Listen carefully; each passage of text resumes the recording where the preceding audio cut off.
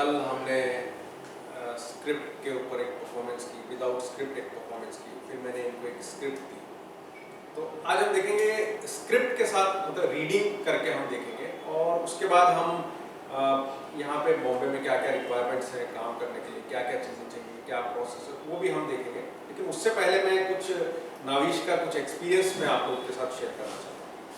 जैसे कल ये कुछ प्रोडक्शन हाउस में गए थे परसों, और कल इन्होंने आके बताया कि प्रोडक्शन हाउस में किस तरह से अप्रोच करना काम के लिए और वहाँ से कैसा रिस्पॉन्स मिलता है। तो वो आप लोगों ने देखा होगा पहले वाले वीडियो में।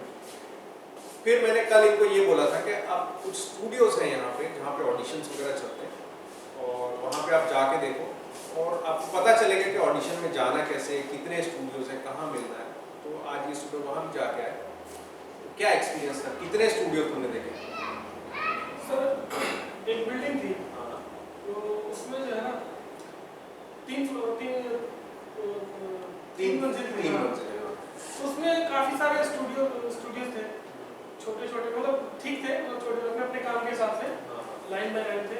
उससे कम होंगे तो 75-80 होंगे, मतलब 100 के आसपास होंगे, 100 के आसपास स्टूडियो। और वो एक्चुअल में वहाँ है, 100 के आसपास स्टूडियो हैं, और वहाँ रेगुलर ऑडिशंस चलते रहते हैं और छोटे मोटे शूट्स चलते रहते हैं।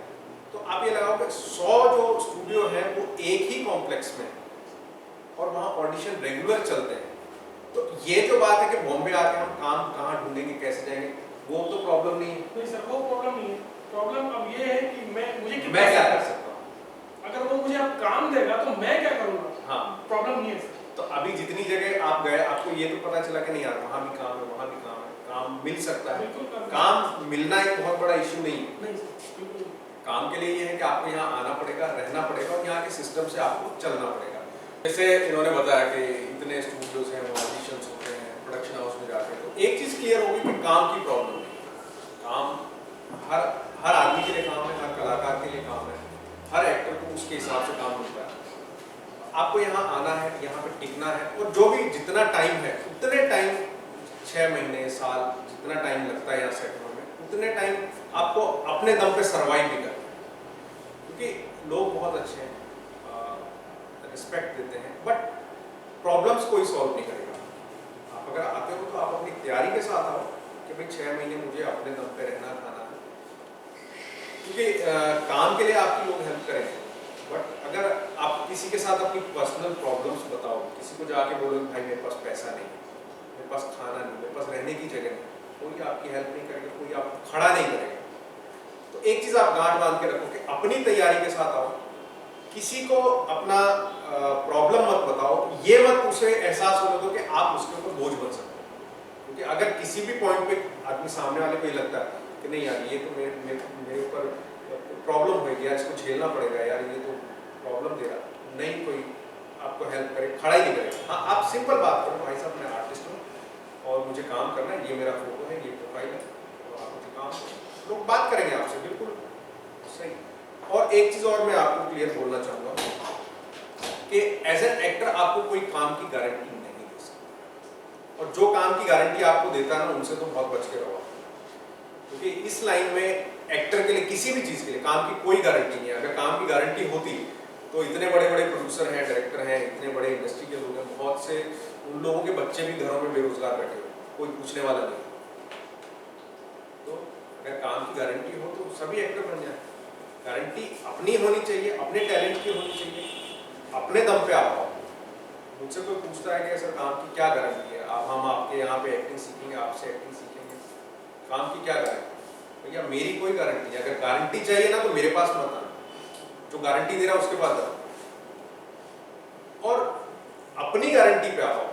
अगर आपको अपने ऊपर भरोसा है, आपको लगता है मैं कर सकता हूँ, तो आओ। मेरी गारंटी पे मत आना कि अगर मैं गारंटी दे रहा हूँ आपको काम मिल जाएगा, क्योंकि कोई भी आपको सक्सेस की और काम की गारंटी नहीं दे सकता। और अगर कोई गारंटी दे रहा है, इसका मतलब वो आपको बेवकूफ़ बना रहा, धोखा दे रहा। और एक चीज़ ये है कि दूसरा कोई आपको धोखा दे तो फिर भी बचा जा सकता है, लेकिन जिस दिन आप अपने आप को धोखा देना शुरू कर दो ना, आपको कोई नहीं बचा सकता।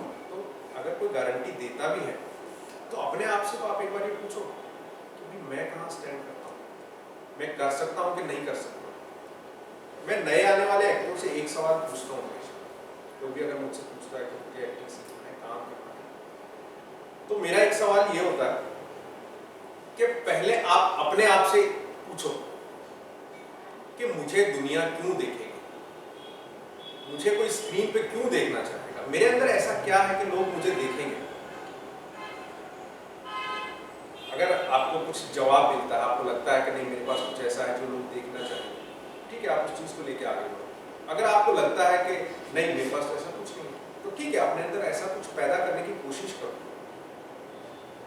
क्योंकि एक एक्टर या कलाकार जब सक्सेसफुल होता है, जब कामयाब होता है, जब लोग उसको देखना चाहते हैं, तब उसकी मार्केट वैल्यू होती है। तो उसके लिए बहुत टाइम लगता है, मेहनत लगती है, अपने आप को पहचानना पड़ता है कि मेरे अंदर क्या है, अपने अंदर ढूंढना पड़ता है। और यहाँ लोग क्या करते हैं, दूसरे से, सर आप बताओ मैं कर सकता हूँ कि नहीं कर सकता हूँ, मेरे अंदर टैलेंट है कि नहीं है, आप बताओ। जो चीज़ अपने अंदर है उसको दूसरा कोई कैसे ढूंढ सकता है। मैं जितने अच्छे तरीके से अपने आप को जानता हूँ, दुनिया का कोई इंसान नहीं जानता होगा। तो मुझे मालूम है मेरी कमी क्या है, मेरी अच्छाई क्या है।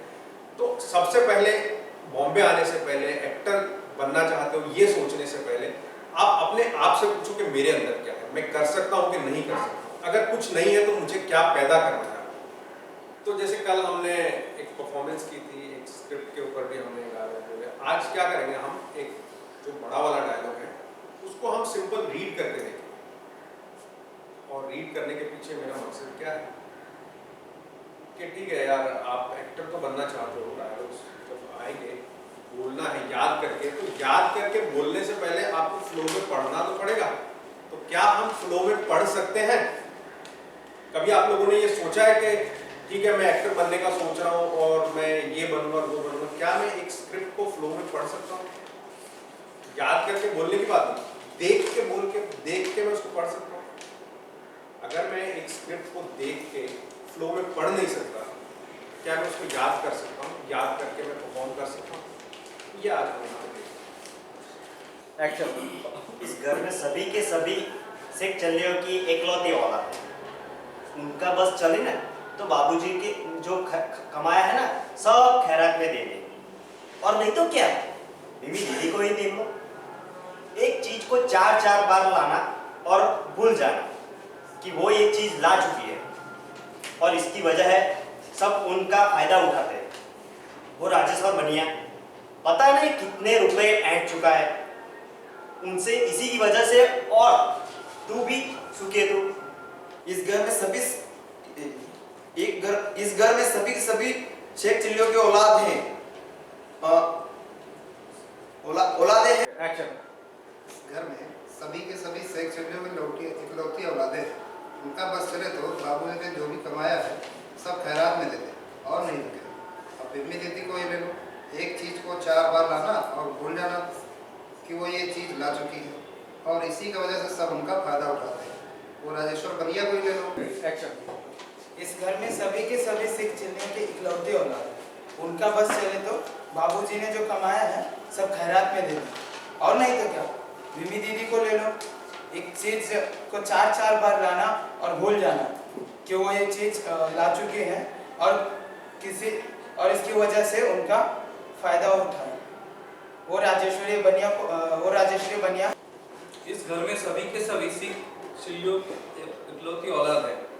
उनका बस चले तो बाबूजी को जो कमाया है सब खैरात में डाल दो, और नहीं तो क्या। बीवी दीदी को लो, एक चीज 4 बार लाना और भूल जाना कि वो ये चीज ला चुकी है, और किसी वजह से सब उनका फायदा लूटते हैं। इस घर में सभी के सभी शेख चिल्ली की इकलौती औलाद है। उनका बस चले तो बाबूजी का सारा कमाया हुआ पैसा सब खैरात कर दे, और नहीं तो क्या। बिम्मी दीदी को देख लो, एक चीज लाती है, एक चीज को 4 बार लाती है। इस घर में सभी के सभी शेख चिल्लियों की इकलौती औलादे हैं। उनका बस चले तो बाबूजी ने जो कमाया है सब खैरात में डाल, और नहीं तो क्या। बिम्मी दीदी को देख लो, एक सामान को 4 बार लाना और भूल जाना कि वो सामान इस ला चुकी हैं, और इसी वजह से सब उनका फायदा उठाते हैं। वो राजेश्वर बनिया को देखो, न जाने कितने रुपए हट चुका है अभी तक। तो अभी देखा हम लोगों ने कि भाई ये स्क्रिप्ट मैंने आपको कल दी थी, ठीक है, और एक छोटा डायलॉग था वो कल हमने पढ़ के परफॉर्म किया, कैसा किया वो आप सबको मालूम है। और स्क्रिप्ट मैंने ये आपको कल दी कि ठीक है आप याद करके आना, बोल सको तो बोल देना। फिर मैंने ये भी कह दिया कि ठीक है यार आप नहीं याद होगा कोई दिक्कत नहीं, आप खाली स्क्रिप्ट को फ्लो में पढ़ लो उस इमोशन के साथ। चलो इमोशन नहीं भी आ रहा, फील नहीं भी आ रहा, सिर्फ फ्लो में आप पढ़ो। तो अभी हमने ये देखा कि यार फ्लो में पढ़ ही नहीं पा रहे हैं, तो अब आगे का रास्ता कैसे आप तय करोगे? कि आपको स्क्रिप्ट पहले जब तक आप फ्लो में पढ़ोगे नहीं, आपको उसका इमोशन समझ में नहीं आएगा। इमोशन समझ में नहीं आएगा तो आप कैसे परफॉर्म करोगे, कैसे याद करोगे? तो भाई जब हम उसको एक डायलॉग को हम फ्लो में पढ़ के नहीं बोल सकते हैं, तो ये हम कैसे एक्सपेक्ट कर सकते हैं कि नहीं हम उसको याद करेंगे और फिर उसको परफॉर्म करेंगे? बहुत सारी चीजें ना इस डायलॉग में, उसका इमोशन क्या है, वो कैरेक्टर क्या है, वो फील क्या कर रहा है। फिर जब आप सेट पे जाओगे तो कैमरा है, लाइटें हैं, एक्शन रिएक्शन, बहुत सारी चीजें, वो एक्टर है उसके साथ आपको लुक मेंटेन करना है। तो मीन्स ये है कि अभी बहुत बहुत चीजें बाकी हैं। और ये कराने का मतलब ये है कि जो लोग सोचते हैं ना कि घर में बैठ के, अपने गांव में बैठ के कि नहीं यार हम तो जाएंगे ऐसा हो जाएगा, तो यहीं तक आते आते खत्म हो जाते हैं। ये समझना बहुत जरूरी है कि आगे बहुत रास्ता, बहुत चीजें हैं आगे कवर करने के लिए। और जैसा कि अभी पंकज से भी बात हुई, पंकज ने भी आपको बताया काम की कमी नहीं है। मैं और भी लोगों को जैसे बुलाऊंगा मिलने के लिए, एक चीज सब बोलेंगे कि काम की प्रॉब्लम नहीं है, आपको काम आना चाहिए। और ये भी उन्होंने बोला कि आदमियों की कमी है, लोग नहीं मिलते हैं काम में। क्योंकि मैक्सिमम जो लोग जो यहाँ पे आ रहे हैं ना, वो ऐसे आ रहे हैं जिनको ना तो कुछ आता है, ना वो कुछ करना चाहते हैं, ना वो सीखना चाहते हैं, ना समझना चाहते हैं। उल्टा हमें सिखाने लगते। ऐसे भी लोग आते हैं जो हमें सिखाने लगते हैं, सर हमें तो खून में एक्टिंग है, हमारे तो यहाँ पे एक्टिंग है, हमारे यहाँ पे एक्टिंग है। तो यार अब हमारी तो आधी जिंदगी, आधी लाइफ इस लाइन में गुजर गई, तो हमें तो मत बताओ ना यार एक्टिंग कैसे होती है। एटलीस्ट मेरा जो एक्सपीरियंस है आप सब लोगों से तो ज़्यादा ही होगा, या जो भी मेरे पास नया आदमी उससे तो ज़्यादा है भाई, उनकी जितनी उम्र है मेरा उतना एक्सपीरियंस है। तो कम से कम मुझे तो मालूम है आपसे ज़्यादा, तो मैं आपको वही चीज़ बताऊंगा as an actor, as a professional, कि जो यहाँ ज़रूरी है और जो कमी है। ये मैंने क्यों कराया कि आप लोगों को अपना एहसास हो, खुद के अंदर से ये आवाज़ आए कि नहीं यार कमी हमारे अंदर, और हमें ये करना है और हमें सीखना पड़ेगा, और कोई दूसरा रास्ता नहीं, और कोई शॉर्टकट नहीं है। आपको सीखना भी पड़ेगा, अपने अंदर वो चीज़ें पैदा भी करनी पड़ेगी, और जो भी प्रैक्टिकल चीज़ें, लोगों से मिलना जुलना, अपना एक लोगों से रिस्पेक्ट, दूसरे की डिग्निटी मेंटेन करना, अपनी रिस्पेक्ट मेंटेन करना, और काम से काम रखना कि नहीं भाई इसका उधर कह दिया, उसका उधर कह दिया, काम से काम करो। अच्छा काम करोगे, लोगों से अच्छा बिहेव करोगे, कोई दिक्कत नहीं, आपको काम मिलेगा और मिलता रहेगा। और शुरुआत करने की बात है, आप छोटे से शुरुआत करो, आपका काम आपको